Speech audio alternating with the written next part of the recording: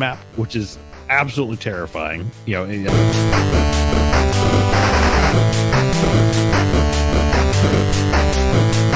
I'm still kind of craving more of it. It's actually been Half-Life Alyx.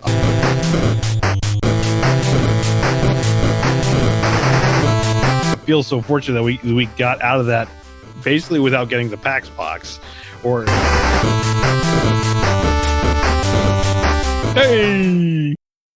hey, there's it's about Craig. time, Craig. We lost you there, Craig. You left our channel, and I have no idea why. I'm mildly offended at you. And there it is. There it is. I'm mad at you, Craig. Hi, folks. This is the Retro Gaming Podcast. It is our 69th episode. Giggity. And I am Al. I'm Nick. Oh man, what a month it has been. I'm actually glad we had this nice little space of a break between the last show and this, just to get some time to play all of the stuff.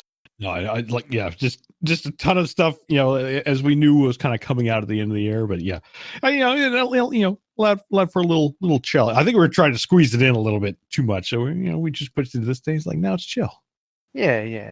Just gonna relax a little bit, kick back and do our thing here. But wow, I've been off since when the hell did I start vacation? Since the 18th. And it's been lovely. The end of the day on the 18th. It's like, it's one of those, you had to use it or lose it before the end of the year. It's like, it's basically it all piled up because, I was thinking like, maybe, and this is obviously like, in the summertime, I was thinking like, okay, maybe by the fall, maybe it'll get better. Nope. So it all piled up, and you just use it all at the end of the year. So yeah, it was nice. It was nice to just like take off, just game binge a little bit, be with family, and it was awesome. Yeah, no, I totally agree. I don't have use it or lose it. We have the unlimited PTO deal, which is like I love it. Like, especially when the company really lays out some guidelines, and we expect you to take a minimum of, I think it's like 4 weeks off a year. Like, it's like, oh, okay, if you insist. But yeah, no, it's but it was one of those too. Even my own manager was like, "You haven't taken enough of your PTO this year," and I was like, "I've had nowhere to fucking go." But yeah, so I started taking some more time off towards the end of the year. Like, we did that trip up to the cabin that was kind of spontaneous, and then I was like, the company basically becomes a dead zone anyway, mid-December. Yeah, just all the projects are shutting down, or nothing until next year. Get started. There ain't no new releases. We've usually just finished we literally in this case just finished on one of our big yearly conferences, which is GitHub Universe, and we had finished that. So it's like, everybody's just kind of frazzled and just ready to take some time, and pretty much everybody does. So yeah, I was like, I'll be out starting the 18th, and I'll see you all next year. But yeah, I mean, on that front, what have you been up to the past couple weeks? So got caught up, or not caught up, but saw the season finale of Mandalorian season 2, and I still need to watch the whole thing. Oh my god! Like this, I'll just spoiler free, but this is how you do a Star Wars story, hands down. It ended for me. It ended so well. And again, without spoilers, like I legit teared up at the very end. It really got to me. It's like, oh man, this is the way, I mean, the whole season could end. I know they're doing a season 3, but it could have ended like right there, and I would be completely happy with how it ended. So yeah, get on it now, because you will not be disappointed. Nice. I would expect not. I thought the first season was everything I wanted in a Star Wars show. Oh yeah, and well, season 2 just continues to run with that and makes it even better. I can't wait to see what they do with season 3. Obviously, Disney announced a plethora, if you will, of new Star Wars spin-offs that we're going to get out of this. Some are kind of related to the same time frame. Others are, I think, other time frames. But yeah, it's gonna be a good. Well, they're not all coming out next year, but I think we're getting season 3 at the end of next year. Mm-hmm. We're getting this might be slightly spoilery, but we're getting a Boba Fett series at the end of the next year. Yeah, I heard some of the hubbub. The hubbub. And I think the rest of the stuff is landing kind of like 2022. I think like the Kenobi series I'm looking forward to. Mm-hmm. I think they've started production on that. But yeah, it's like I said, it's a good time. It's a good time to be a Star Wars fan. It's going to be a good, I say it's hopefully it'll be a better year next year, and then probably the following years in terms of all these crazy spin-offs and whatnot. Like I think I'm hoping this is a sign that Disney has finally found their footing correctly with Star Wars. I hope so. not that the sequel trilogy was necessarily bad, but it definitely wasn't wowing me. How the original trilogy did as a child, even like the prequel. Like I like the prequels, but it's like I don't know. There's something about the new trilogies. It just never latched on. Yeah, like there were moments. Yeah, moments. I mean, like my kids love it. They've never seen the originals, but they love this. Yeah, and then to me, it's like, yeah, you know what? It just might be this is for the next generation. But I really thought about this, and I was like, well, what is it about Mando that I love so much? That the trilogy doesn't necessarily have, the new trilogy. And then it hit me what I always liked about Star Wars, even the original trilogy. One of the things I've always loved is westerns, not the blatant racist-y westerns or anything like that. No, but like just the classic spaghetti western. Yeah, like the going into the it's an unknown, untamed land, or the law is questionable or corrupt or non-existent or heavy-handed. Like it's hard to explain, but like to me, the original Star Wars felt like a space western in many ways. Very much so. Like you had like the showdown in High Noon with Luke and Vader, and I don't know, like that's always really appealed to me. And Mando is like that times 1,000. Oh yeah, like they make no qualms. Even they're making great references. I mean, there's even other like storytelling, more cinematic nods to even like there's one episode in season 2 that is very Kurosawa. Oh, wonderful! Kind of go back to if you ever seen like Yojimbo, like you can it's not necessarily shot for shot, but there's definitely like they're basically taking Yojimbo and putting it in the Star Wars universe. I'm like, yes. That reminds me, did you ever play Ghost of Tsushima on PS4? No, I that would require me to pick up a PlayStation.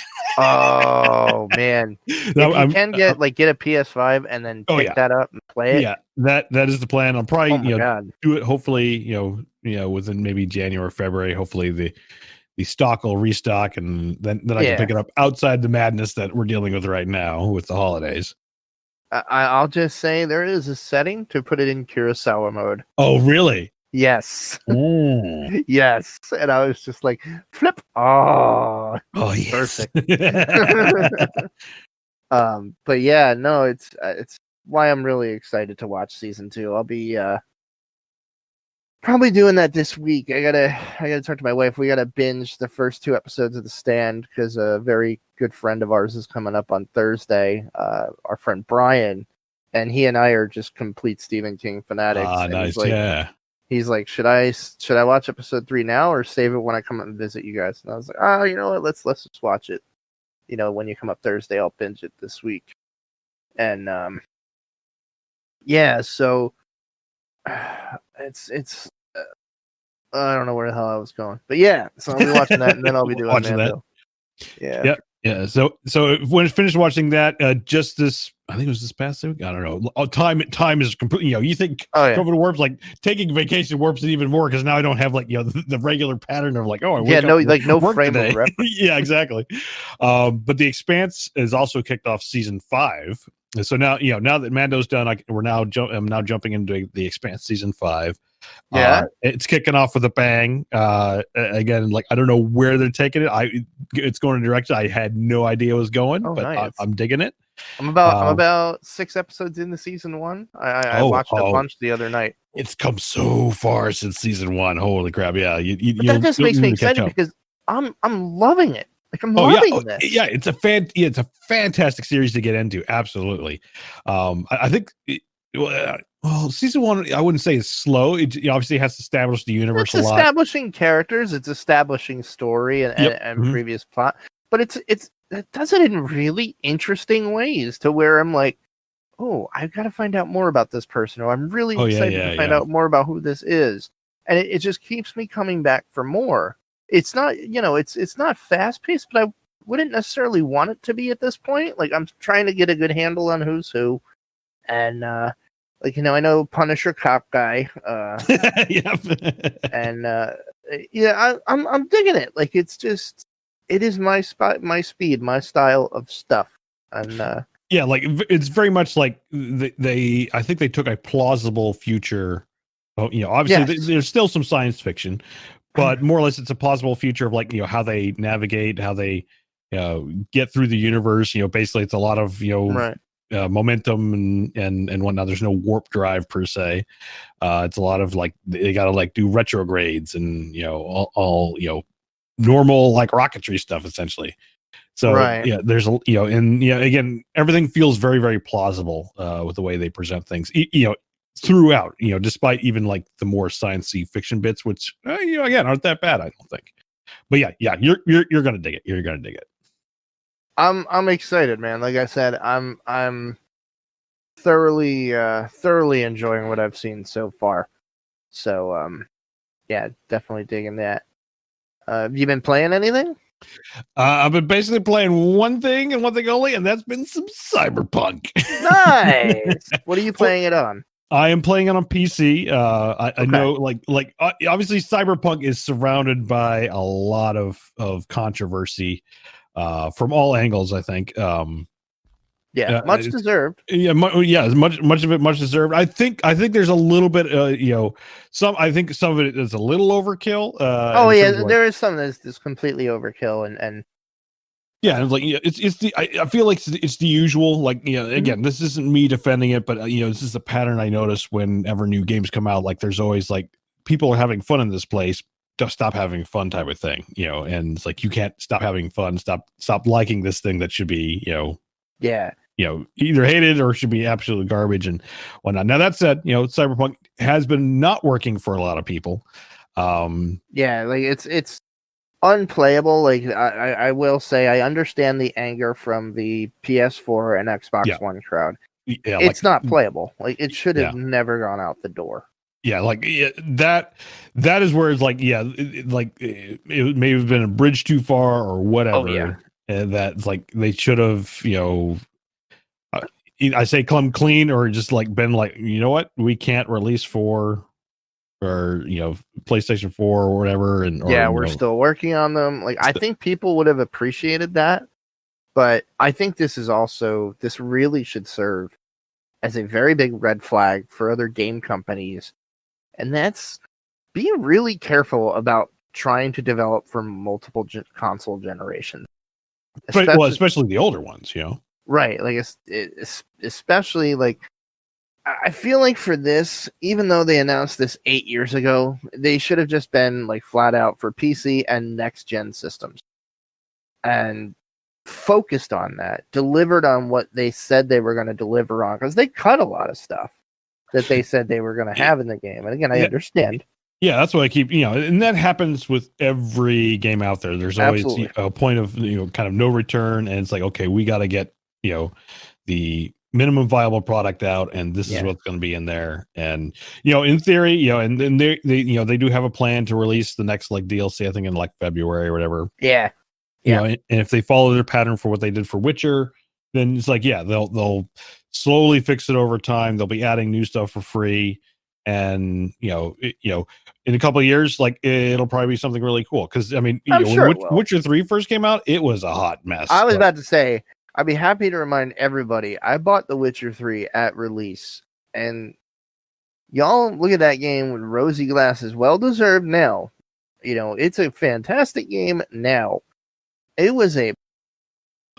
What the... What? Craig, what the fuck are you doing? All right. What's going on? Something's up with Craig and Discord. We'll have to do a lot of editing and post, apparently. All right. Maybe make sure to disconnect randomly again. Give him a second. Dave, right, you going to stay with us now, Craig, or are you going to be a piece of shit? Hitting the eggnog early? Yeah, a little bit there, Craig. Yeah. All right. Back to where we were. Where were we? Yeah. No, I think you hit the nail on the head. I think that if they did have project managers working on this, the project managers were either not being honest, or the management and execs just weren't listening. To me, what I've seen, I think trying to develop for 2 generations of consoles was a huge mistake. Yeah, that's a huge window. Now, granted, the PlayStation 5 just came out.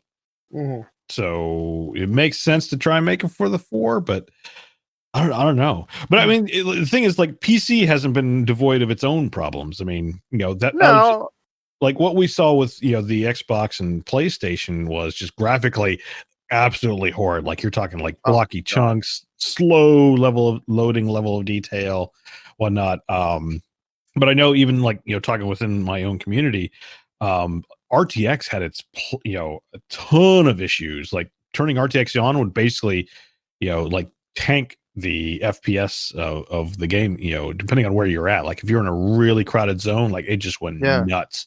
So what I found most people were doing were kind of doing, like, even like when I tried to stream it.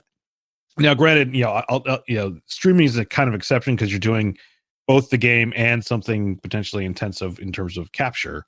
Yeah. Depending on what you're doing. So I had to actually crank down. Now, I have a 1080, so I don't have RTX to begin with, which probably helped my case a lot. Yeah, same here. Because everyone says, like, as soon as you turned off RTX, that was like a major improvement in terms of FPS and just general smoothness of gameplay. Mm-hmm. I know for me, like, it played perfectly smooth right out of the gate, but the OBS capture was just like dropping frames left and right. Now, again, that's more a case of I'm running an extra program on top and it's trying to do something and it just wasn't working.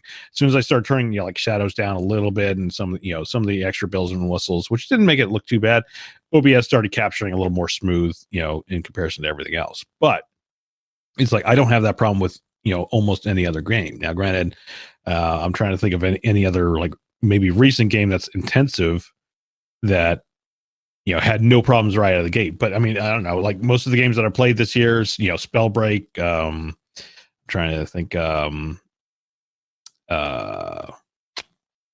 don't, brain fart. but like, most of the games that have come out this year prior to Cyberpunk play perfectly fine right out of the gate. Yeah. No adjustment whatsoever needed on either the game or even within my OBS settings. So it's kind of weird that it kicks off. Now, again, it's supposed to be, the thing that actually pushes it, but it's like, why would it also push things when you're trying to do it for the, 2 generations old type stuff? Yeah. I don't know, man. Like, to me, I'm playing it on PC and I also have it on Series X. Okay. And so how's that experience been? PC, I've had really no issue. But like you said, I don't use RTX anyway. I don't have an RTX capable card. I've hit maybe 1 or 2 bugs on PC. I hit 2 progress bugs on the Series X where I had to like load to a previous save, and that pissed me off a bit. So in general, I mean, I'm not having as bad of an experience as others, have been having.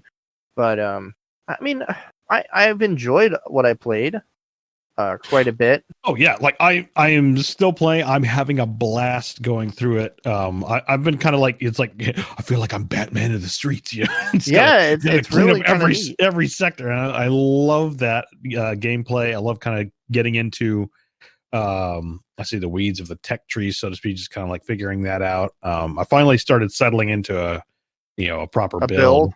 Yeah, what are you doing? I've been doing like the Technomancer, so I've taken up quick hacking and all that, and I think so basically you have enough points that like do 2 fully to 20 points, and then a third one can be, I think it's either like 12 or 13, and the other 2 can be 9. So I'm gonna do full Technomancer and do or I think it's called Technomancer, but basically it's like do the full quick hacking and all that, because I love just like being able to tap into people, and then suddenly like I run with contagion and it's like you get infected and you get infected, everybody gets infected. Great quick hack. I love contagion. Yeah, it's like I use it all the time.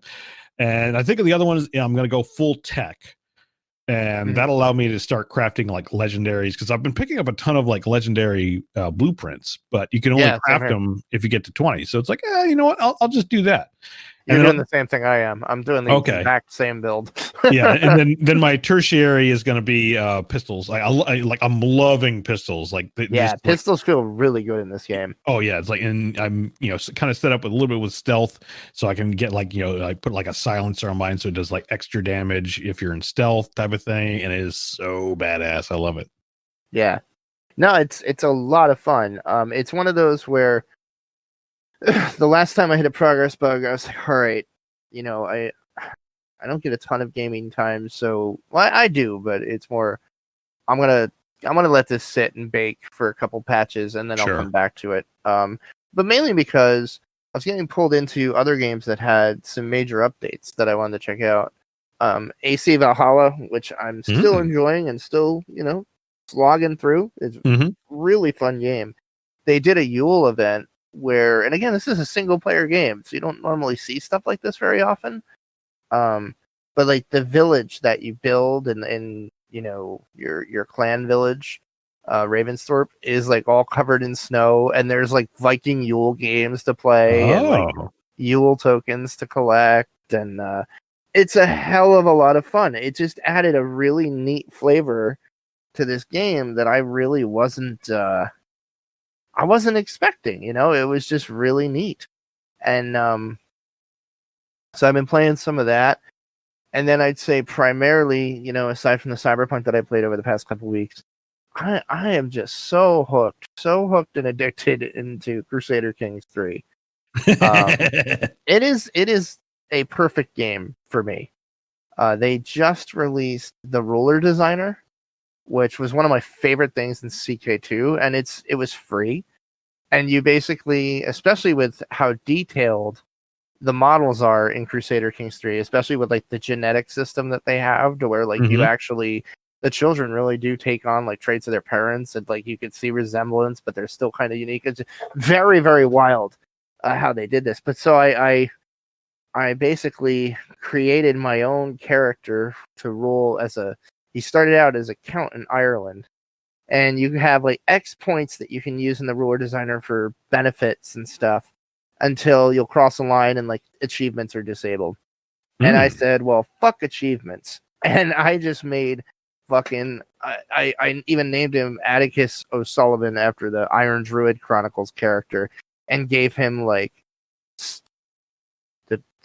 okay, never mind. I thought Craig dropped. And I gave him like super health, traits, and Herculean body stature, just like every positive trait you could think of. He's basically a walking healthy genius. And playing as the Irish in the early medieval stage of the game, when the Vikings are invading England, you get this really great, unique twist on Catholicism called insular Catholicism. Because obviously religion's a big part of the game. It determines who how you can marry. Is it a polygamous marriage religion? And insular Catholicism had this interesting little twist to where you could have 3 secondary spouses. And so the whole point of the game, is to build your dynasty. And if you've got 4 ladies, your secondary spouses and your queen, to populate your kingdom with, needless to say, Atticus O'Sullivan was on a roll. And I did do one minor mod cheat, just because I wanted to try a on, which basically enables your culture to have primogeniture succession right out of the gate. Normally, it's not something you get till later in the game, and you have some kind of like Confederate dividing succession where it's like all of your titles get split amongst your heirs, and your kingdom will generally like wind up breaking into pieces when you die if you have a lot of children. But I was like, no, I want to try this with that, and then just flood the world with my dynasty. And now, like, the cool thing is in CK3, you can like click on your dynasty shield and read about your house and who the head of the house is. It's usually your player character. And then you can actually go in and see how many living members of your dynasty there are in this giant family tree. And mine has 99 living members. I'll have to screenshot it and show you. And the reason it has 99 living members is because of all the health traits. Atticus is in good health. He started out in excellent health, but he is in good health at the ripe old age of 107. Holy moly! It's been declining steadily since he hit about 90, 98, 99. So I think he's probably got to about 130 before he kicks it. But thanks to the ruler designer, I had so much fun with that. But yeah, like it's gotten to the point where it's like, oh wow, I've just outlived all of my first generation of kids from my first wife.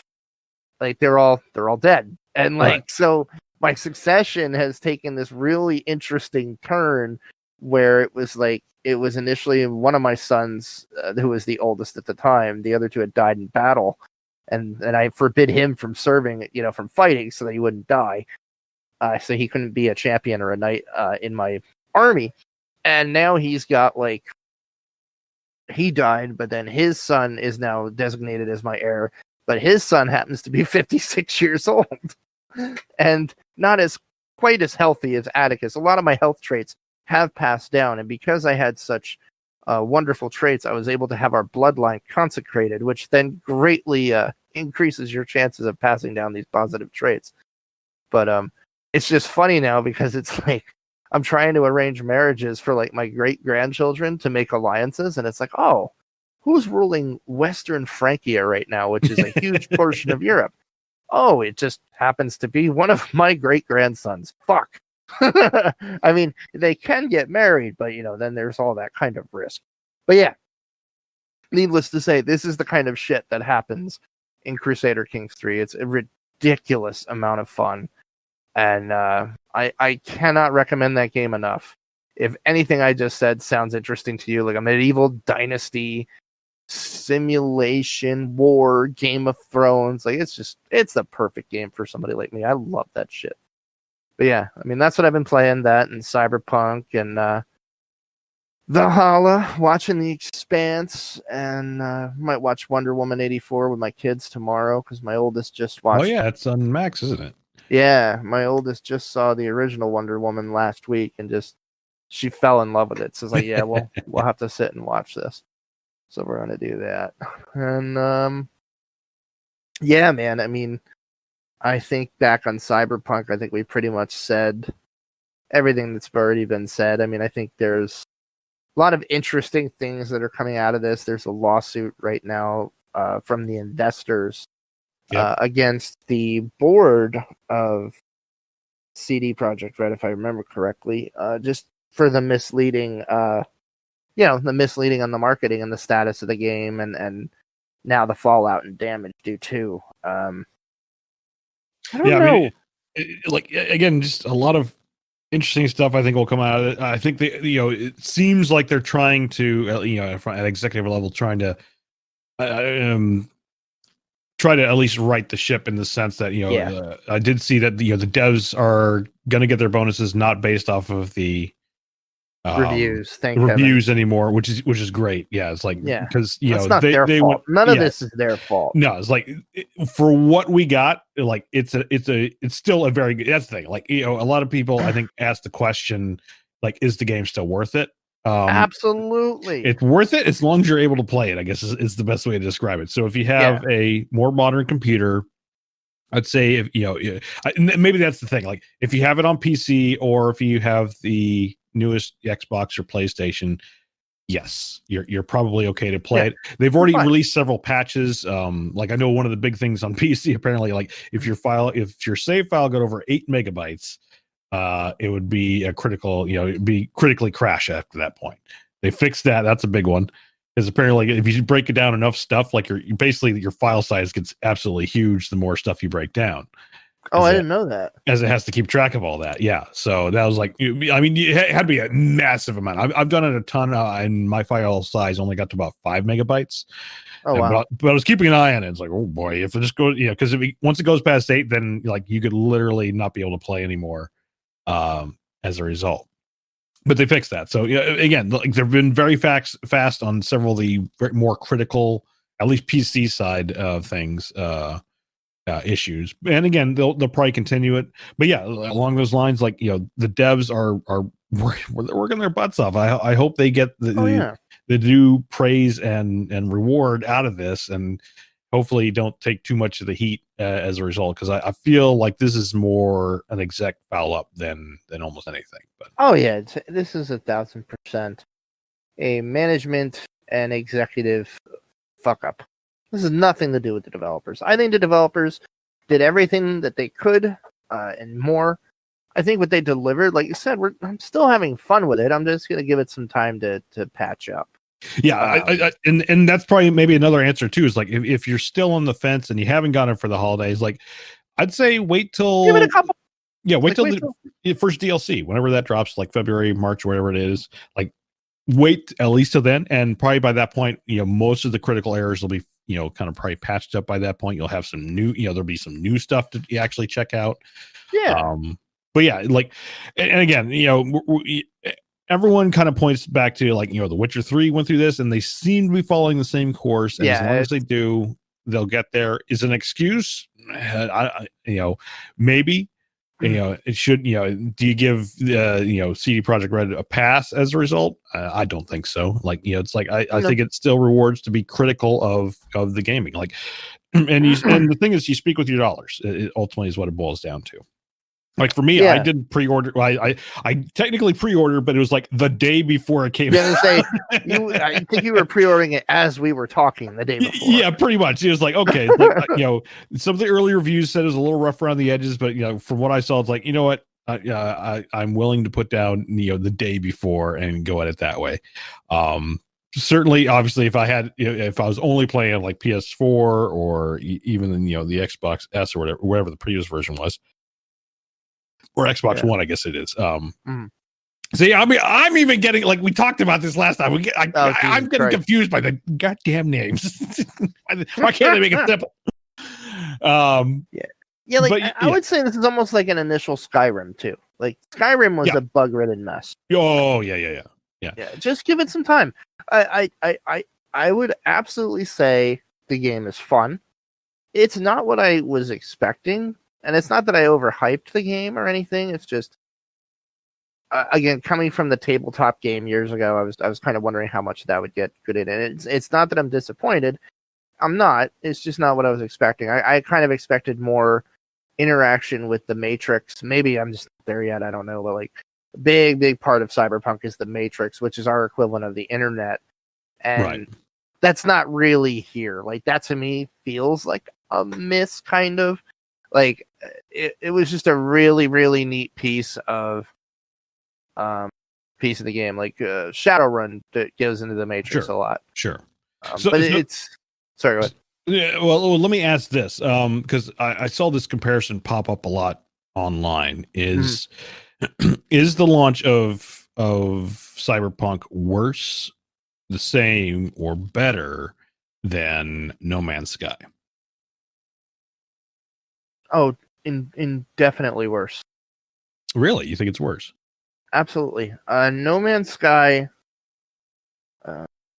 aside from the blatant misleading on the multiplayer aspect, where two players won't find themselves on the same planet because it's so huge, but if they did, they'd see themselves, and then that turned out to be complete bullshit, and that's when they kind of came clean on that. Right. But that aside, it wasn't a bug-ridden mess. Like, it just wasn't what people were expecting. But I place more of that blame on the review chain and the hype train, because you go back through and you read interviews with Hello Games prior to its release. And, they'd be talking, the reviewers be talking about all this great stuff that they want to do. And, Hello Games didn't necessarily encourage it or deny it, but it was just like, oh, okay.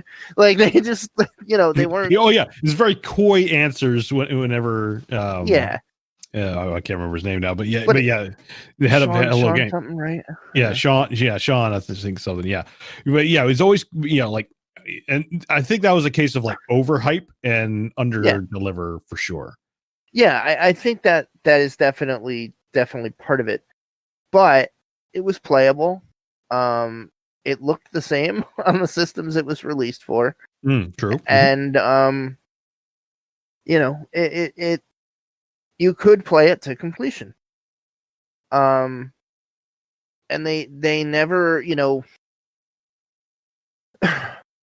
I don't know. I feel like they, like, again, you go back to March where the management and execs were like, yeah, it's fully playable and it's great, and people are going to love it. And we have somebody, this was the other thing I read, like, we have a team that has all 4 builds running side by side, making sure we maintain parity.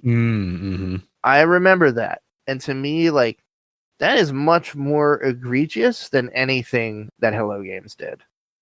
Like, yeah, that's fair enough. And actually, that's a good way to put it too, because when I initially saw, I'm like, why? I feel like Cyberpunk has come out better, but as more and more of like the issues started coming out, it's like, okay, it's like, I think on the storytelling level and not mechanic, but I don't say like gameplay, the story level, like, I think it delivered on that. Cyberpunk came out on top because I don't think there was anything in there, or lack thereof being in there, that they didn't describe as early on. Like, I remember watching the E3 stuff, and like, oh, you had like the Mantis Blades things, and these cool shotguns and weapons and all this stuff. Like, I felt that all delivered. But on a technical level, absolutely failed. Versus because you're right, because No Man's Sky executed, like, everything worked. You could at least play the game, and nothing really catastrophic occurred.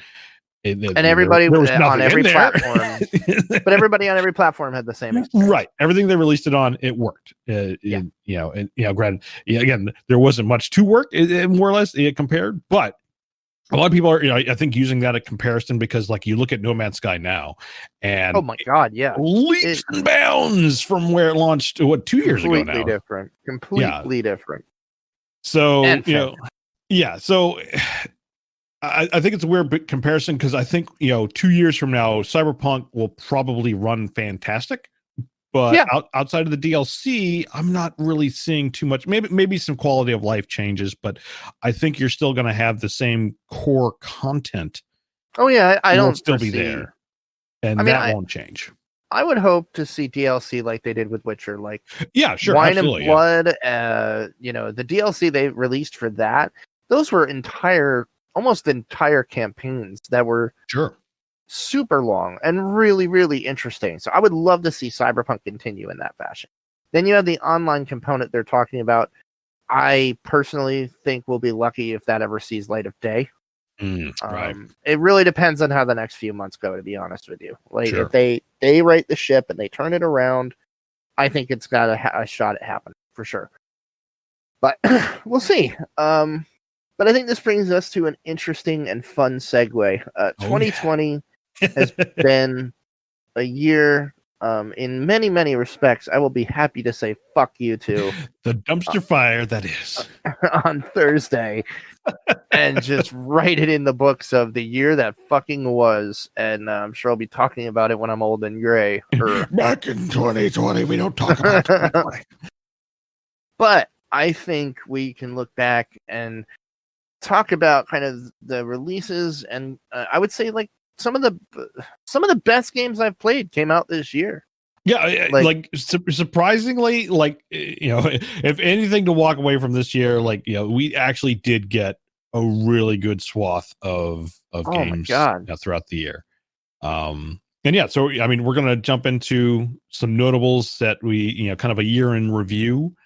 Absolutely. I'm curious what our listening audience is. I'd say, you know, post on Facebook if we missed a game that you that came out and you played during the year and we didn't mention. Like, obviously our list is very, very small probably in comparison to like everything that came out. These are just notable games that we, you know, either we played or just like had our eye on or whatever. That was like, yeah, this you know was notable for this particular month. And yeah. I had to add one because I couldn't believe we forgot it. And Kyle reminded me of it. The save point. See, like I said, I put my stuff in. You guys can add whatever you want. So that makes sense. For sure. Let's see what you put in. So January, absolutely gotta tip the hat. I'm in full agreement with you on this. Walking Dead: Saints and Sinners for VR. Mm-hmm. Yes. Fantastic game. Brutal. Did you ever get a chance to play that? Yeah, a little bit. Yeah. Not too much. I haven't really played it on stream. But yeah, it's just like brutal, visceral, and you know, it's stuck with the kind of the Walking Dead theme. So I think it all hit all the notes right. Yeah, the survival aspects, the crafting aspects. That game hit all the right notes for me. There were very few games on VR where I was like, yeah, this is a game I can actually sit down and play for a while. Mm-hmm. A lot of VRs, you know, it's kind of an experience, or it's like they're almost like mini games in a way. Yeah. But yeah, this was kind of one of the first ones for me. Actually, no, I lied. That would be last year's Asgard's Wrath. Yeah. I think it was in December. I think that launched. Yeah, it was like tail end of that year, but that is a freaking awesome game. Love that game. But anyway, yeah, I would say Walking Dead: Saints and Sinners was the next VR game that I really could sit down and sink a lot of time into. It's a lot of fun. Yeah, I'd say like if you have a VR system, like that is definitely one worth probably picking up. You know, it's like, you know, especially if you like the Walking Dead series, like, you know, it's definitely a good one to pick up. Wow, I was just looking to be sure you were accurate here. Mm-hmm. And you really were. February was a fucking game drought. Yeah, so yeah, that was the thing. Like, I was like looking through February, like nothing really. Like, I mean, games came out in February, but nothing that like even remotely, you know, tickled my interest at all. I don't know if it had any for you, but it seems like that was the same thing. It's like February was a dead month. I just want to make sure Persona 5 Royal didn't hit that part of the year. Because that game was an obsession. Was that good? Absolute obsession. Oh my God. You get a PS5, that needs to be one of the first games you grab. One of the one. All right. That's one of my, that will probably be in my top 3 RPGs of all time pretty much forever. That's an amazing. Persona 5 Royal. It's Royal. Like the director's cut edition. And it adds a shit ton of stuff. It's an amazing. Oh, that came out in 2019. So basically, that's why you'd think that. Yeah, it's like the end of 2019, October into November. So yeah, that makes sense. And actually, Persona 5 Royal came out March this year, and I just it was March. Okay. But the original Persona 5 came out in 2019. You're right. No, I see Persona 5 Royale October 2019 for PlayStation. Would it come out for PC? Or no, I'm looking at it right here. Where the hell was it? Just saw it in this stupid list. Persona 5 Royal for PlayStation 4 came out March 31st. You might be looking at the Japan release. Oh, maybe that was it. Okay. Yeah, that might be the Japan release.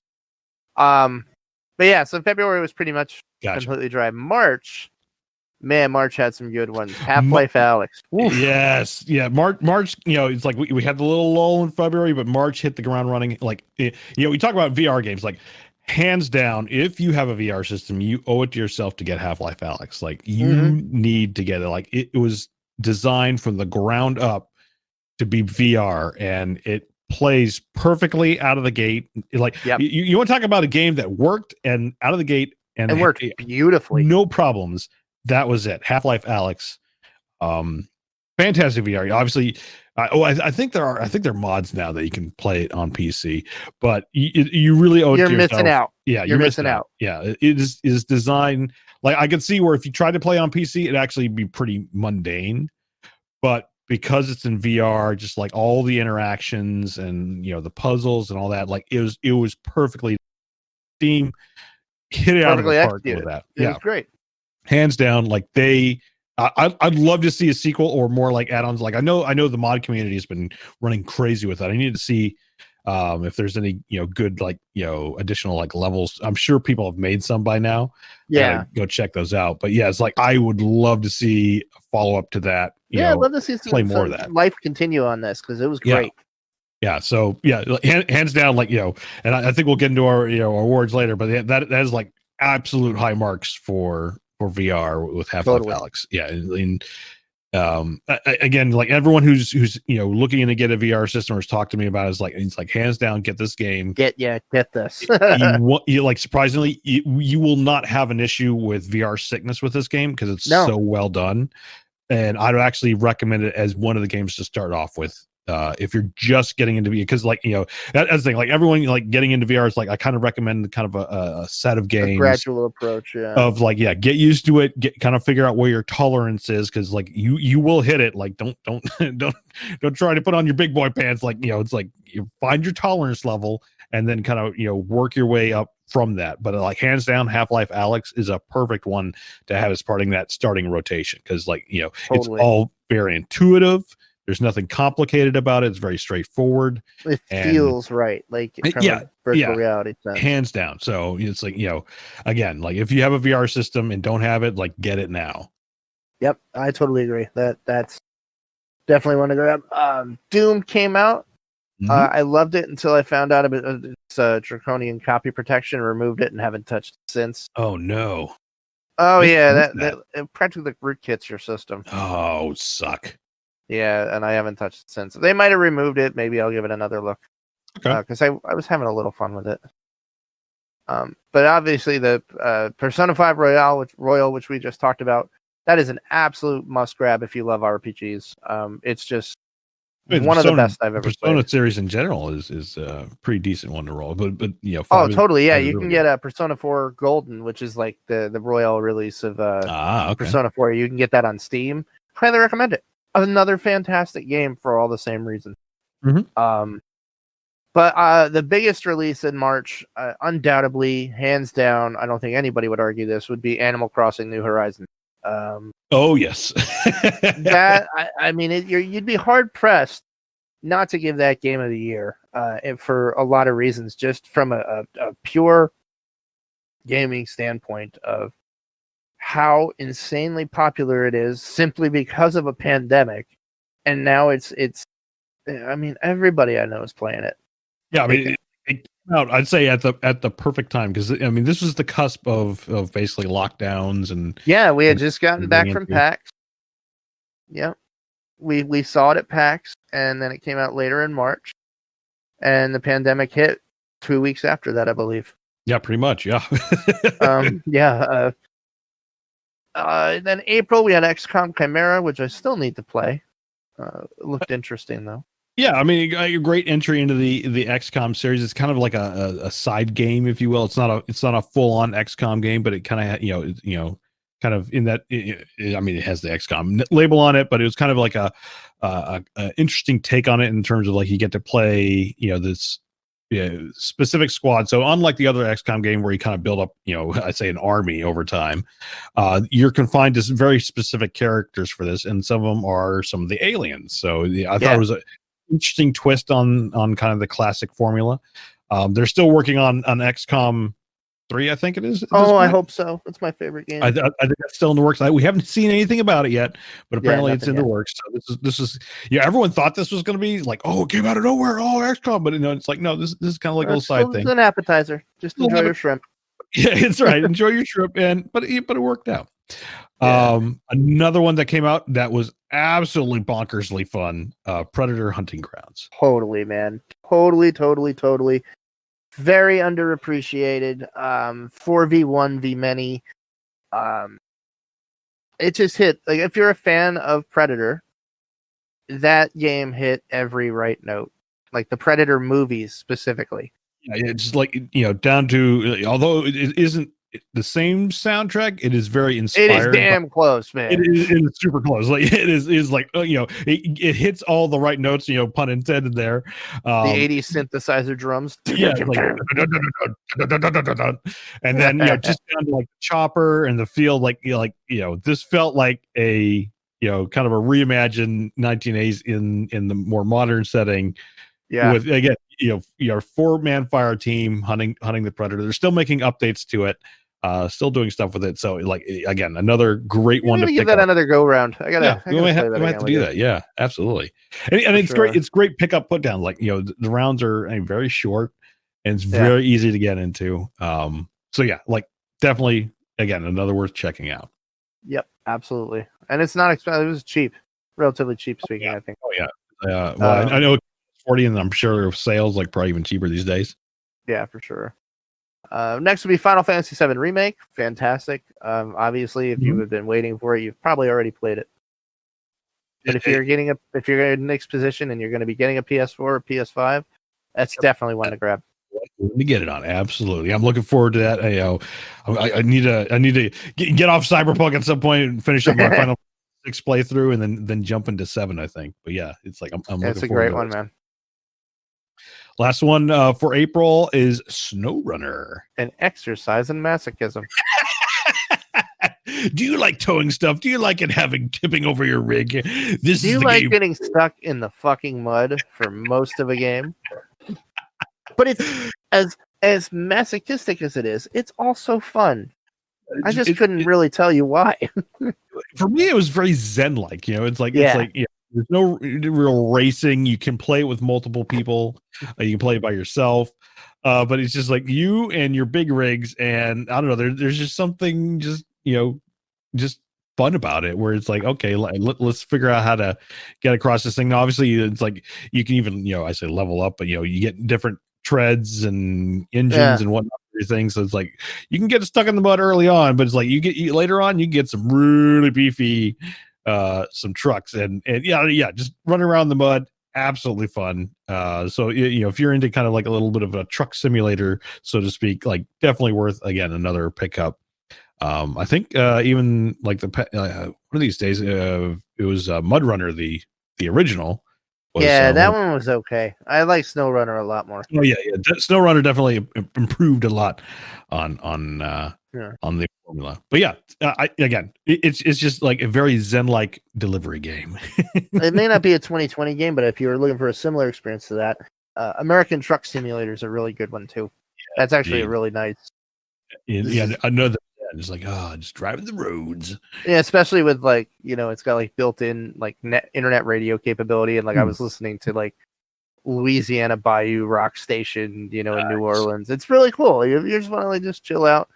For me, it was just, remember when you used to commute? Like, this is what it was like. Get out of the way!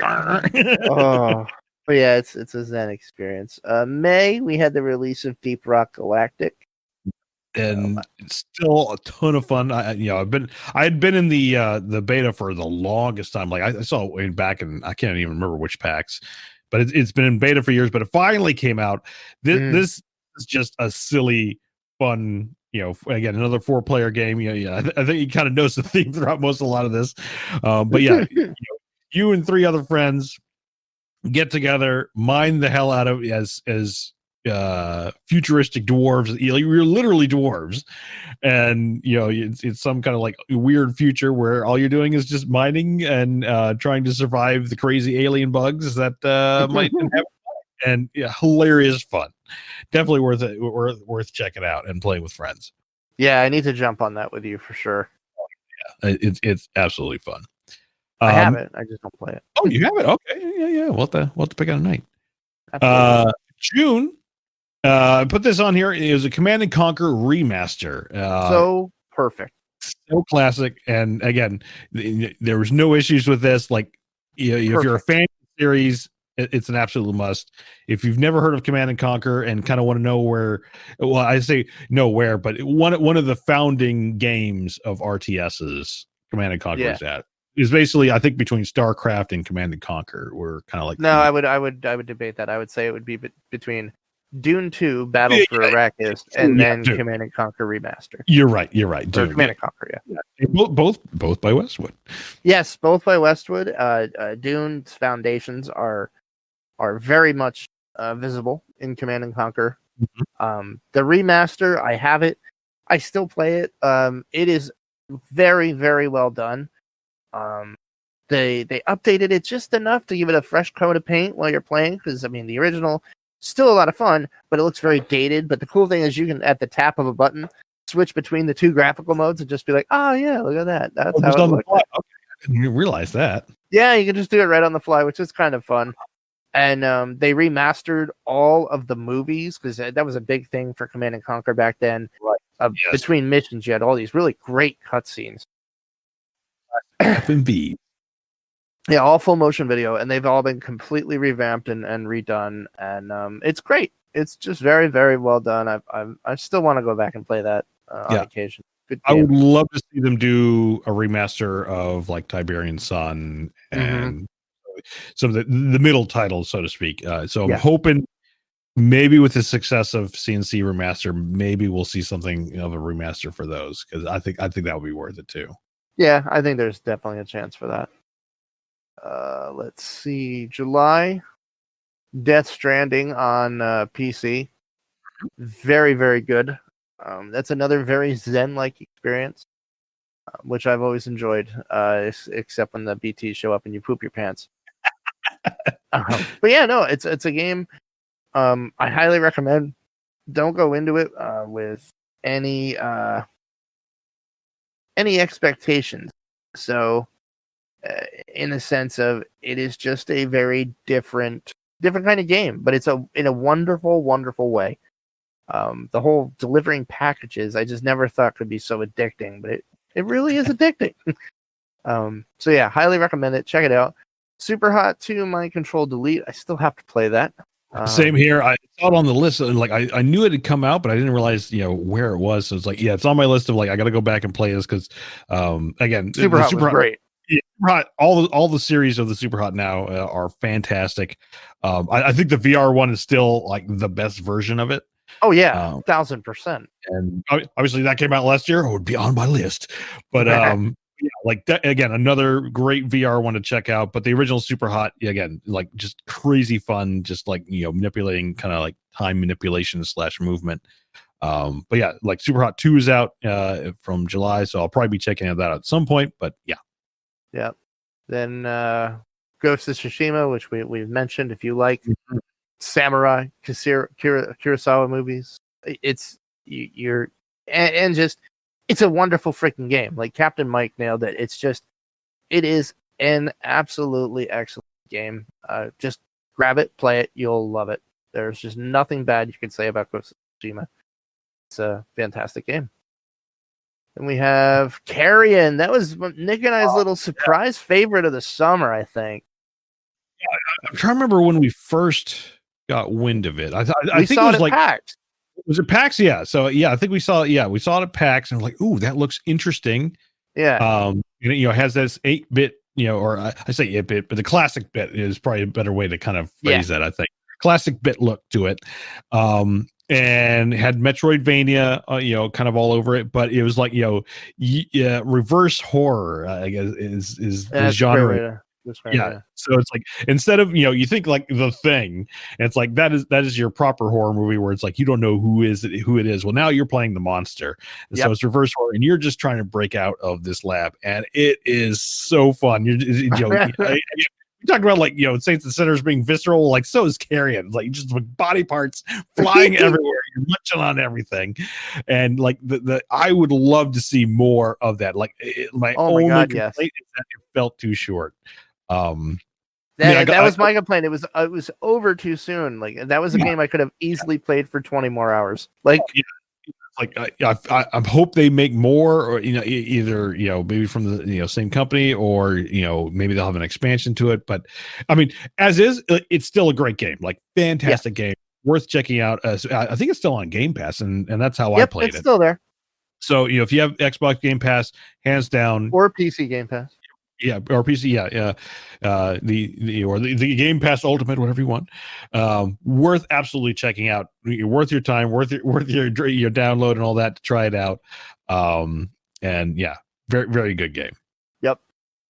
Moving on to August. This is where like things start to get interesting, because FallGuys comes out in August. And hit the place by storm, because again we're deep into the COVID lockdowns by this point. We're all going batty, and these perfect party games start coming out. FallGuys is here. I think at this point even Among Us was starting to kind of regain popularity. Yeah, that was gaining steam again. Yeah. And so FallGuys comes out, fantastic game, party game to play with friends, or it's most extreme elimination challenge with 50 other people. Exactly, it just downright fun. And then we got to actually travel again. With Microsoft Flight Sim. I'm gonna play this again. I've been meaning to do it for a while. They just dropped a major update too, with like snow cover and ice and stuff. Okay. Yeah. Again, I see this as a game. I see this as a game like it'll be kind of an off-on. It's like, oh, you know what? I feel like going flying someplace and kind of reinstalling it and flying to a particular location and whatnot. Yeah, I mean that's what it is for me. It's just the night I'm gonna go take a trip, and it fills that void, I think. Mm-hmm. Vader Immortal. Was that really in August? Yeah. Wow. August, yeah. That is a fantastic episodic VR game. I think that was one of the games that really showed you the potential for VR for a lot of things. One of my favorite being that, if you grew up with the Star Wars movies like we did, especially with seeing them as kids, you'll always have this little bit of fear of Darth Vader. And when you're playing Vader Immortal, and he walks in the scene for the first time, and he is walking up to your character, and he is standing right in front of you, I don't give a shit who you are. Like, if you're our age, and like Star Wars was one of your first things you remember seeing, your heart starts going a little bit. Oh shit! Oh shit! He's looking at me. I'm gonna get choked. But yeah, no, it was great for that. I loved Vader Immortal. Nice VR experience. Moving in September, we had Star Renegade. So again, this is also where I think Game Pass really started hitting its stride. Hell yeah! So again, another great retro bit looking game. Kind of had a roguelike element. And I don't know how you describe the kind of the Nemesis system. Yeah, Nemesis system, kind of an art/RPG. Again, another great little game to play that you can get through Game Pass. Yeah, wicked fun. The OuterWorlds DLC dropped. Then I still have yet to play that. Yeah, I still have yet to beat that. Like the game itself. So man. Like OuterWorlds itself. I mean, like. Another fantastic game. Well, if anything, another well put together RPG. Yeah. And then Phasmaphobia, just in time for the spoopies. Oh yes, that's right. And actually, before we go too far, I will have to say we did forget one game for August, and this is a critical one. And that is Wasteland 3. Cannot leave that off the list. You're right. That's a very worthy one to put in there. Yeah, kind of isometric top down. Great RPG. Like I had an absolute blast playing that thing. Did you beat it yet? I did finally beat it. You did? Okay. which ending did I take? I ended up killing, I think, two. No, the first brother I saved. Okay. The second brother killed, or rather, he blew himself up. From blowing himself up, and then I ended up killing the sister, and then I think I took out the patriarch. That's what it was. I took out the whole system. All right, I've yet to beat it, so I'm gonna definitely be going a different route than you already, which is cool. Yeah, and that's great, but again, like it differs for everyone. Some great, I think some great options in there. Yeah, absolutely wonderful game where choice actually matters and will vastly affect the Colorado at the end of your game versus the end of my game. I feel like that game is still the time for its full appreciation is still yet to come. It's a masterpiece. I think it's one of the best games that Brian Fargo and In Exile have ever released. But anyway, nice. I distracted. Yes, Phasma, probably my favorite multiplayer experience that I have ever had, and that was during my extra live stream playing with you and Krieger and the gang. Oh, yeah. So fun! We got to do some more of that. And yeah. Fortunately, it won a lot of awards at the Video Game Awards, which is great. Apparently, the one developer is actually getting a little bit of a team together, which is because like man, like I still can't believe that's one guy. But he's still releasing stuff. He just released the prison map, which is absolutely terrifying. The game itself is terrifying, but yeah, imagine like psycho killer man, coming at you through the jail cell bars. I love it. Again, another surprise for me in September was Spellbreak. That is a fun freaking game. Like usually I don't go for the BR games, but it's like, you know what? This actually hit a really good formula for me. Like it felt balanced.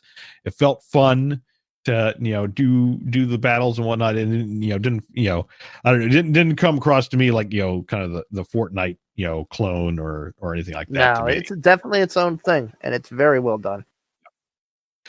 Moving to October, Star Wars Squadrons. Oh, yes. Talk about perfect right out of the gate. Right. Yeah. And like, very, very little problem. It had a few things, but nothing that hindered gameplay right out of the gate. Had a ton of fun. They're still releasing stuff. I think the B-Wing and Defender just came out. Oh, really? I got to jump back in. Yeah. I haven't played it with the new ships added. Okay. Yeah. I'll have to jump back in too. I didn't think they were adding anything to the game. Either, but then all of a sudden, like they released, it's like there's a new map, and we get the B-Wing and the TIE Defender. So it's like, okay, so maybe I'm wondering if this is a case of they're playing it cool, and they're like, we don't have anything planned at this time, but yeah, we don't want to have a hype train. No hype train, and then it's like when we actually do have something, it's like, oh, here's some stuff. It's like, okay, I can live with this. I'm coming back. We also got Baldur's Gate 3, though technically this was an early access. I didn't realize this until it actually, it was, had gotten to its early access release point, and it's like, oh, this is kind of still, and nothing wrong with early access, but it's like I was under the impression it was actually launching. No, see, I've been a Larian fan for quite some time. They've done this since the original Divinity Original Sin. They do a year-long early access release, and I would say their games have always highly, highly benefited from it. They do it right, just like Supergiant Games did with Hades. I mean, Hades was out 2 years ago in early access. Okay, yeah. Or maybe a year and a half ago. Again, if you haven't seen the no-clip documentary on Hades, Developing Hell, you've got to check that out. Because again, I just going on that real quick, a lot of people felt that game should have won Best Direction at the Game Awards, because part of directing a game is properly managing it so that like your team has a work-life balance, and there was no crunch at Supergiant Games despite a pandemic. And to me, I think everything we've heard about Cyberpunk's development and The Last of Us 2, I feel like that should be rewarded. I really think it should, especially considering Hades is another one that is, in my opinion, a perfect game in every way. Anyway, I'm digressing here. I completely agree. So anyway, everything I've seen of Baldur's Gate 3 early access has been fantastic. More or less it seems it's even worked out pretty well, but they're making small balance changes and whatnot. Yep. I have not picked it up myself. Once I realized it's early access, it's like, oh, you know what? I'll wait. I'll wait. I'm gonna put my head in once in a while. I poke my head. It's like, okay, still looks awesome, great, okay. It's like, we're gonna put a pin on it, and it's like, once we get the full launch, I will absolutely be picking it up at that point. Oh, 1,000%. Yeah, I'll be playing that like hell when it comes out. And then finally, Watch Dogs Legion came out also in October. One of my favorite games this year. I love it. Yeah. Now, have they patched? Have they put in some proper? Because that also had a pretty rough. That had a rough launch. Launch. Yeah, I had crashes on the Xbox One. I haven't actually played it too much on my Series X. I will say I haven't had any crashes on that though. And obviously it's a great game. It is a insanely fun game with a really fun game loop outside the story. The whole recruit anybody you see kind of thing is just really, really fun. So I highly recommend it. I would love to have gone back and switched. You get a choice to basically can your operatives die? And I switched mine to no. And I kind of wished I would have done yes, because then you really got the whole risk reward thing. Like, do you want to bring your best hacker in, or do you want to recruit somebody else, kind of thing? It's good. It's a really good game. Highly, highly recommend it. It's got the RPG elements of your teammates will level up the more you use them. It's good. It's so goddamn solid, and one of my favorites this year for sure. Moving into the penultimate month, November, EC Valhalla. We've been speaking its praises. Absolutely, fantastic game. Another favorite of mine for this year. Mm-hmm. Hyrule Warriors: Age of Calamity also came out. I played this 2 nights. Was it last night or 2 nights ago? My brother-in-law came up for the weekend. It's fantastic. I mean, you're like me. You like Dynasty Warriors, right? Oh, yeah. Yeah, it's that with Zelda, and it's that with Zelda. The characters are very played very differently. Like there's Infa can just kick ass with duplicates and symbols. Again, if you like Dynasty Warriors, Age of Calamity is a freaking masterstroke. Go get it. It's on Nintendo Switch. Hyrule Warriors: Age of Calamity. It's great. Then we have Warcraft Shadowlands. Did you play that? I haven't touched WoW in years. I haven't really touched World of Warcraft in some times. I know it came out. Yeah, I know. There's probably still players of Warcraft. It seems to be doing okay. Some kind of the scuttlebutt around the community is more or less it's there, but it's not really anything super impressive from what I've heard. Yeah, I've been hearing the same. Nothing necessarily wrong, but it's just kind of there. Kind of checking boxes, and that's it. Yeah, it was like, and then we reached the downslide month. The end of the here we go. Obviously December Cyberpunk, and then that's about it. But we've talked to that. Yeah. But there wasn't one other game. I haven't picked it up myself. Apparently, it's very high priced. Let me see what it is. Let me double check. Because I was just looking at it, the ratings are kind of meh. What is it on Steam? I don't have my Steam open. Let me just pull it up on the web. It is on Steam, Above and Beyond. Let's see. Your review page. I think it's... Oh, no, it's a... Okay. For some reason, I thought I saw that the base game was something like $70 or something, but apparently it's 60. Okay, never mind. All right. But it's Medal of Honor Above and Beyond for VR. Like I said, it is a $60 game. It looked interesting, but you're hearing otherwise then? I'm just looking at the Steam rating, and that's 6 out of 10. What are we seeing? I don't mean to derail. I'm just because I would pick this up. I thought I could play it on the Quest 2, but I guess you need to play it over the link. Okay, yeah, no, it's only getting about 60%. 6 out of 10 on IGN, 68 on Metacritic, and 6 out of 10 on Steam. I'm interested to see where this goes. For sure. And you do need it's on Steam, right? So it means you can play it on Steam, so you can play it on like the link cable. Yeah. Okay, Survive. Okay, so why did I think? Oh, you know what?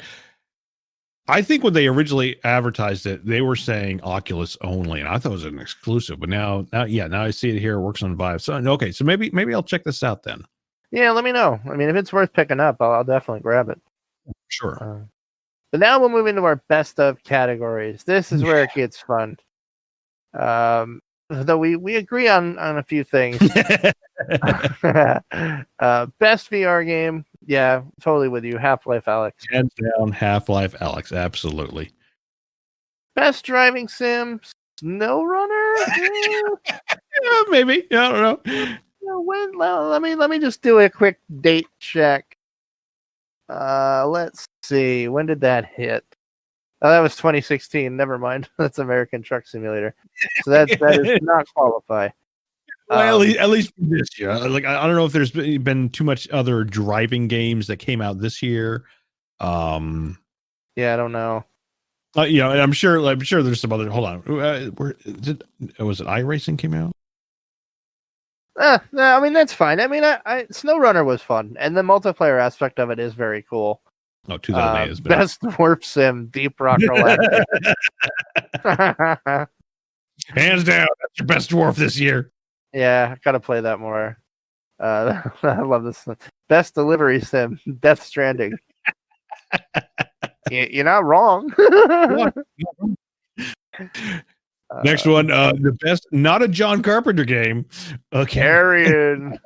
Again, love that reverse horror. Again, I want to see more of that. Yeah, well worth your time. Well worth playing through.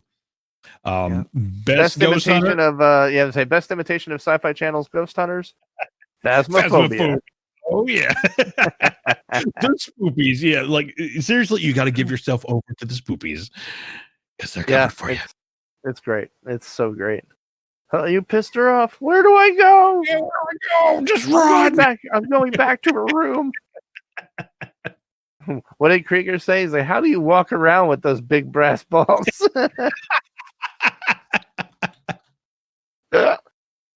Best Battle Royale, Spellbreak. Totally agree. Hands down. Very good game. Best game from another year, Among Us. Yeah, talk about a game getting a second breath of life, man. Holy shit. Yeah, and I'm wondering again, are we going to see some more of these kind of like games? Among Us, I feel kind of like really kicked it off. We had Fall Guys, Phasmaphobia, probably a handful of others, I'm sure. In fact, I know there's even some clones of there's like an FPS version of Among Us. It's not. I looked at it. It's not great looking, but it kind of shows that like okay, the gaming community / developers people are out into there. It. Figured out it's like okay, it's like especially during a pandemic, like people like party games, and so it's like if you can't meet up in person, meet up online, have some party with your friends. Yep, for sure. Best spacey blow shit up. Star Squadrons. Star Wars Squadrons. That's so great. This one's mine. Best, better than Game of Thrones, stabby sibling sex and kingdom simulator. Crusader Kings 3. Oh yeah. Yeah, I had a reformed Norse religion where you could marry multiple times. There was no such thing as incest, so you just keep that bloodline pure, like the Targaryens, and marry ancestors and all that fun shit. Best not made with crunch game. Yeah, again, I can't say enough good about Hades, and it almost took the spot for my game of the year. It's just damn good, and I can't give Greg Kasavin and the crew over there enough praise and credit for, again, not only making one of the best games ever. I mean, this is a game people will be talking about in coming years. It's just an absolute classic. But from an ethical standpoint, this just shows you don't have to absolutely kill your development teams and burn them out to make a really, really good game. They just need to be managed properly. Like, again, I hate tooting my own horn, but project management's really fucking important, and having people that are good at it and understand it, and you know, it makes a huge difference. And I think Supergiant Games is showing everybody that you don't have to have crunch to make an incredible game. And again, if you haven't played Hades, like, just stop what you're doing, go buy it, and be an addict like the rest of us. And then finally, we'll get to my game of the year, and then we'll hear Nick's, and then we'll go into the save point, finish off the show. So again, for my game of the year, it was very tight between Hades and Crusader Kings 3, but Crusader Kings 3 takes it all for me this year.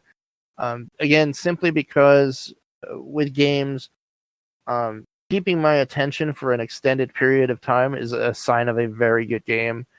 And Crusader Kings 3 came out September 1st, and I have 160 hours into it at this point.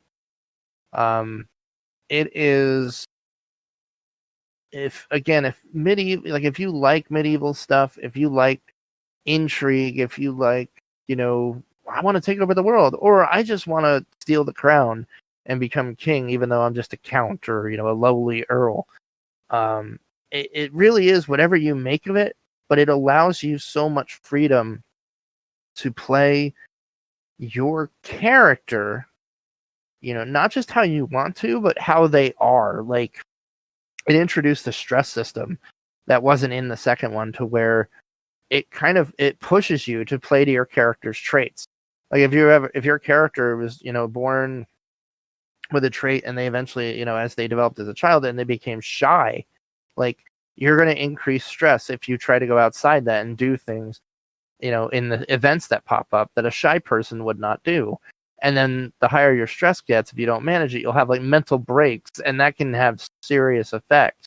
Like, it could turn you into a drunk, and then that has all kinds of, negative aspects over time.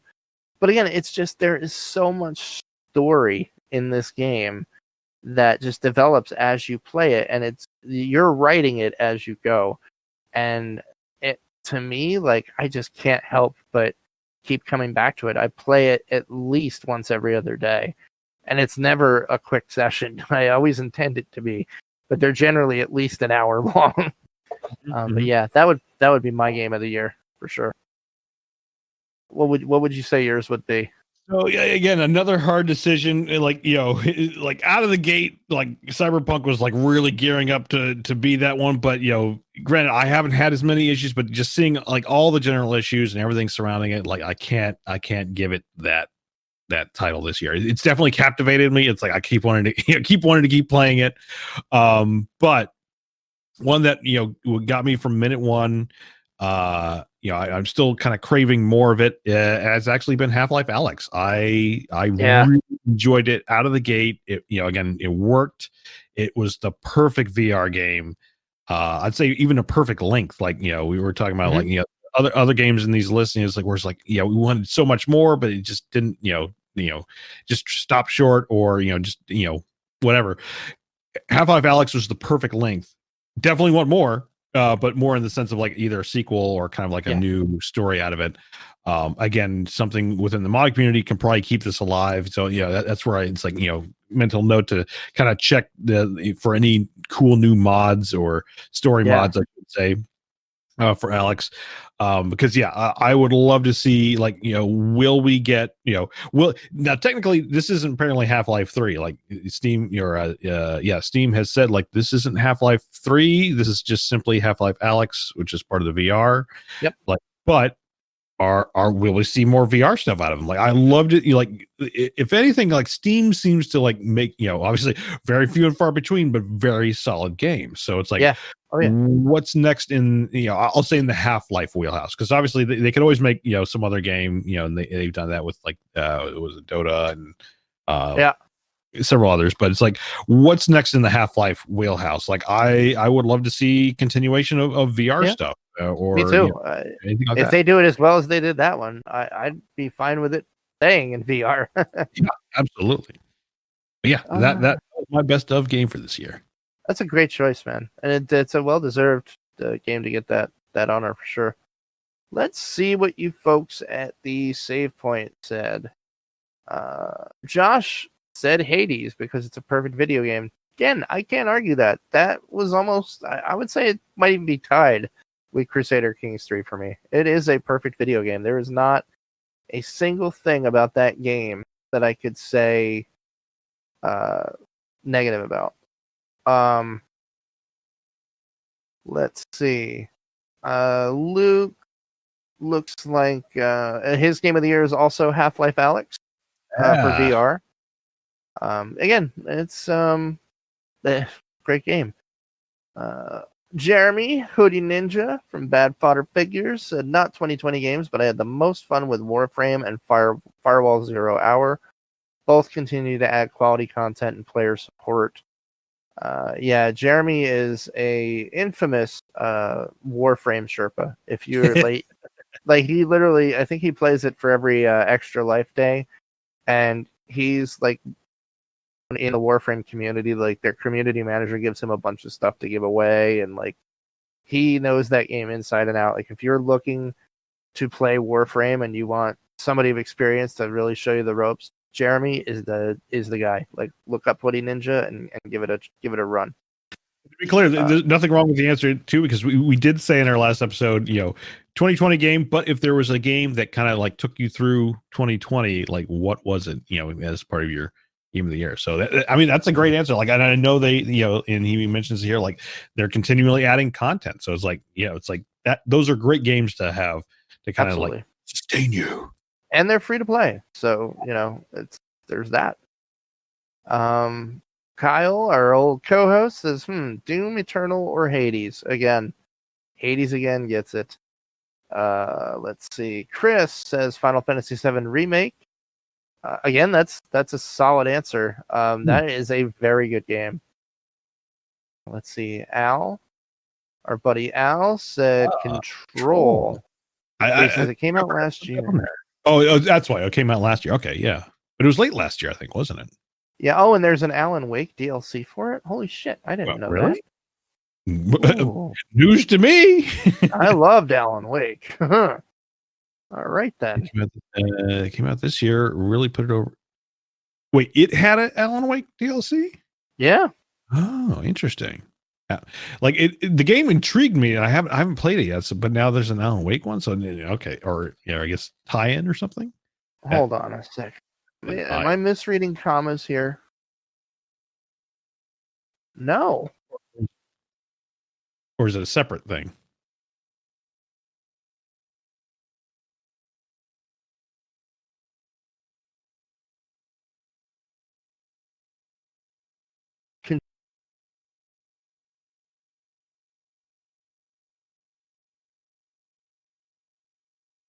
Control, AW, Valhalla, Animal Crossing, and Spider-Man Miles Morales. Yeah. Like I don't have a PlayStation, so that didn't make my list. But yeah.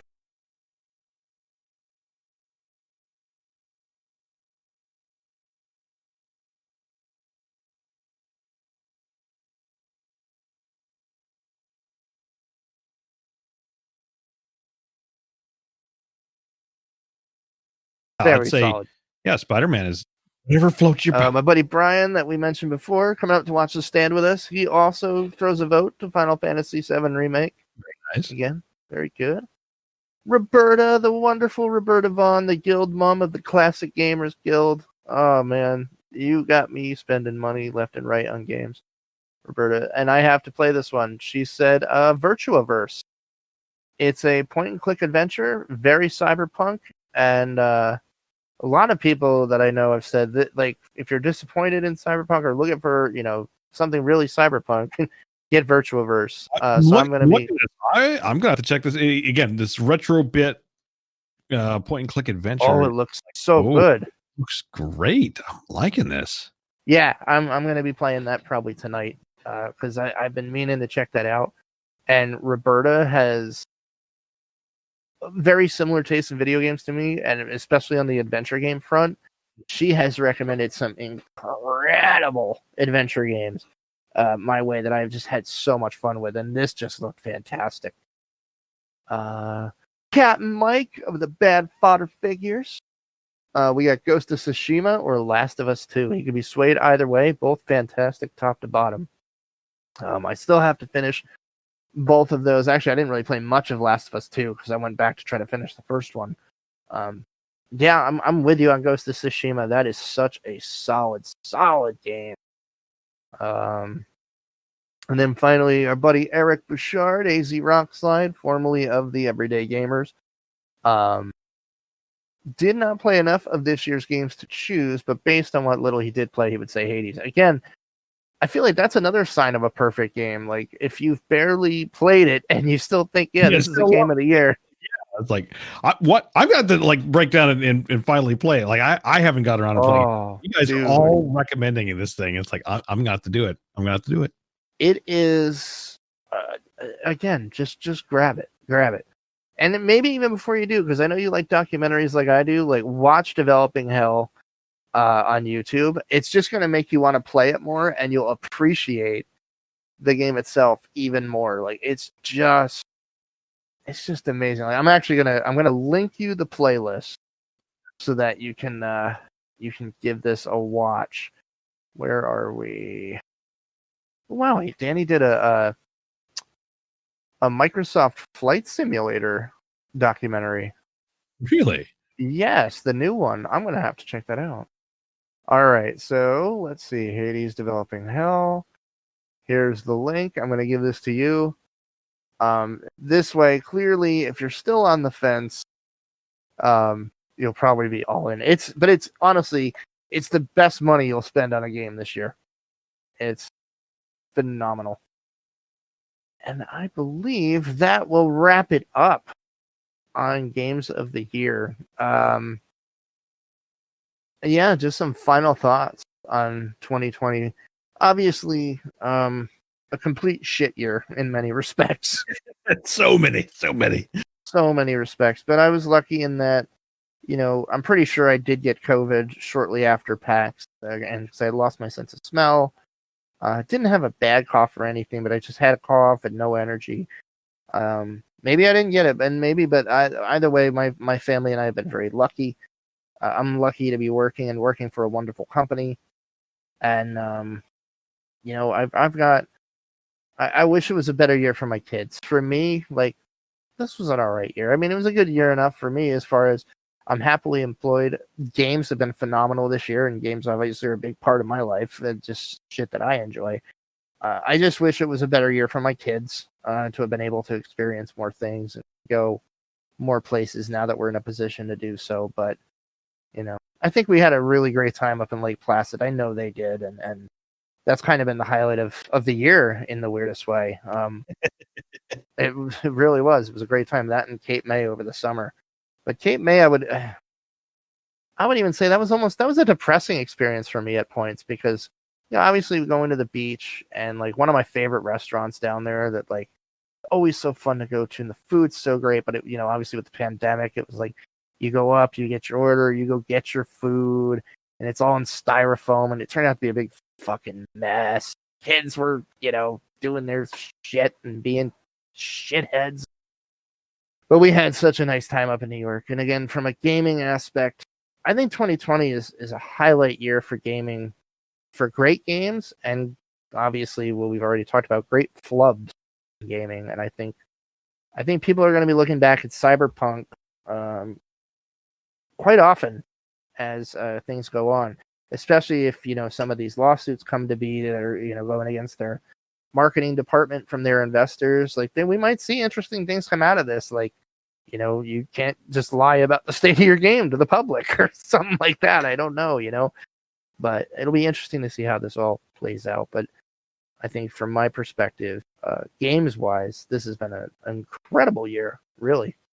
Lots of really fun surprises and lots of really, really great games. Would anything you want to add to that? Again, it's like it's been a crazy year. It started off running, for me, it was like, going to London going to Abbey Road in February, and then basically before the curtain dropped with PAX East. Yeah. And I feel so fortunate that we got out of that basically without getting the PAX pox. Yeah. Or COVID. Or COVID itself. But yeah, like I don't know. I can't imagine, what will come, out after this year, so to speak. But if anything, like gaming, I think kind of hit kind of the high note this year. Like it kind of, I say, help save it in the sense that it kind of de-stressed and kept us connected, even though we were. We talked about it where it's like we had a lot of these like very these party games, although multiplayer was always like kind of a thing throughout gaming. It's not it's always been there. It hasn't necessarily, won't go away, but I kind of want to see more of these like kind of cooperative party games. Too. More of them, like they actually kind of hit on a very good note. Like they didn't have to be super complicated either. I think it showed that there's a really good market for it. Yeah, it's like these are smaller games. You look at Fall Guys, you look at Phasmaphobia, you look at Among Us. And it's like, I don't know how big Fallout's team is, but I know with Among Us and Phasmaphobia, like very small development. I mean, hell, Phasmaphobia is one guy. Yeah. So, and I think that shows like, it's like, and this is kind of what I love, part of what we bring in this podcast is we not only look at like kind of the really big games and whatnot, but we also keep our eye out for like these little like independent games, because again, I think it proves that independent games are here to stay. Absolutely, and, like, they can absolutely bring the big boy pants to the table, in the sense of like you look at those three, and they're knocking it out of the park. Not to say the AAA games, it's like they'll go away, but again, I think with Cyberpunk, I would hope we see something positive come out of this. Like, again, I think the industry kind of saw a lot of like the, kind of this crunch time revealed, so to speak, in the sense that, obviously everyone's working from home. So it made some things easier, but at the same time, it's like, working in a crunch time during a pandemic. I feel like I hope it brings light that, I don't want to say these practices should stop, because I don't think it ever will. No matter what development, be it gaming or just within the industry in general, crunch time will always exist. Like it is a thing. I don't think it'll ever go away, but maybe it can be regulated a little bit better in trying to avoid it. Mm-hmm. And hopefully, maybe get a better product, or just realize that it's like if you rush it, there are consequences. There are consequences, yeah. It's like, and kind of balancing that. Is it idealistic? Sure, but I'm hoping again something hopefully positive will come out of this. Both, especially for the gaming industry. But we'll see what 21 brings. I mean, there's still a lot of awesome stuff on the horizon. Oh my god, yeah. I mean, I'm gonna list off some ones that I'm kind of looking forward to maybe next year. We got Hitman 3. Oh yeah, that looks awesome. The Deathloop that we saw, it looked pretty interesting to me. We got a Horizon Forbidden West. I think it was this. Yeah. Yep. Forbidden West. Yep. So again, like that was Bloodlines 2. I know. Oh yeah, I'm looking forward to that. Wasn't Kibba's who's someone was really interested in that. Travis is all in. Yeah, so I'm hoping, and with that, hoping we get both of them in here again. I'd love to see them more in. I would love to see more Kyle and Travis. We miss you guys. Like maybe when Bloodlines come out, you can comment on that. Yeah. Let's see what else. I'm quickly looking over a list of like next year. New World. Oh, New World's scheduled to launch. I've been in the beta, or not the beta, the alpha, I should say. I know the beta's out. I need to try it again, because the alpha wasn't great, but I keep hearing from everyone like the beta really turned things around. And it's kind of like, is it the next MMO that might pique my interest? Right. Let's see. Oh, Hood, Outlaws, and Legends. That looks wicked interesting. Again, get another little party. I would say party game, but again, play with your friends type of thing. And I'm sure there's going to be a whole lot more, and probably more delays, and who knows? If anything, keep an eye out for the additional independent developed games. Yeah, let's definitely, because I think they were the highlight of the year for sure. Yeah. And again, we know the vaccine is on the horizon. Stay healthy out there, because I'm also looking forward to getting back to like the game conventions, going to another PAX.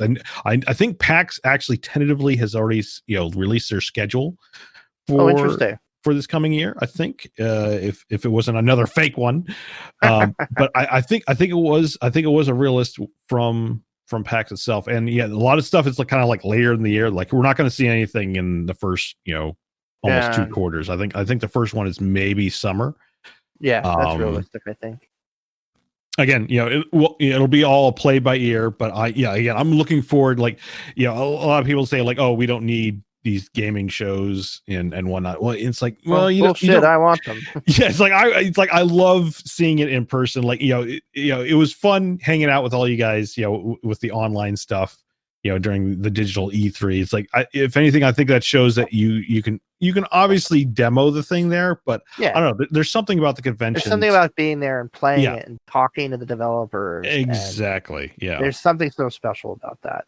Yeah. And it's weird to say, because like, again, the last thing we went to was PAX East, and I'm so glad that we did. Oh yeah. Because it's like the last thing to kind of remember from this year, because after that it's like nothing. So yeah, I look forward to getting back to that. It was a ton of fun. It was nice to meet Roberta in person. It was nice to meet a lot of the classic gaming guild people, and yes, like Francisco Gonzalez and Julia Minamata. Like, did you realize that we interviewed her? She was on that Adventure Gaming panel. Yeah, she was. Yeah. So, or Julie. No, sorry. But yeah, it's just I'm looking forward to, like you said. I think you pretty much said everything I was going to say. I'm looking forward to getting back to some kind of normal. I'm looking forward to seeing what comes out of the indie scene. I think there's just so much potential and so many cool projects that are in progress right now. I'm really excited to see what happens.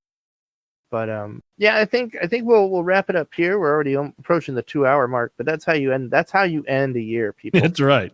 But yeah, just a big shout out to everyone that is stuck with us, continues to listen to us and share the show and get friends listen. Keep doing that. Give us reviews on iTunes. It really helps us out. It helps get us out to more people. Shout out to the boys over at Bad Fodder Figures. I really love those guys. Again, in the world of a pandemic, like it's good to have some friends you can always chat with, and I always look forward to their shows and just talking with those guys. They're really good people, and the show is hilarious, and it's just fun to be a part of that community. Same thing with Married to the Games. I love those guys. That's another just very wholesome, very nice crew, and they do a very, very good family-friendly show. I dig them. And then Danny Luce and the crew at Tap the Craft. Especially now that I can get mail order beer in Pennsylvania finally. Danny is making me spend a lot of money I really shouldn't when I listen to all those episodes. But yeah, no, shout out to everybody. I hope everybody, let's end the year on a good note. Stay healthy, wear your mask, be safe, and hopefully let's get this vaccine to everybody and get back to some kind of normal and have a much, much better 2021. But on the secondary note to that, if 2021 could be at least as good as 2020 was for gaming, I think we've got a good year to look forward to. Mm-hmm. And then on that note, we'll just say, until next year, have fun, play games, have fun, and don't be dick. Peace. See ya. Craig, you can leave now. you can go, Craig. Turtle off now. What? He says he's not recording. Oh, no. But, wait a minute. Well, he says he's recording on here. Holy Christ. That better...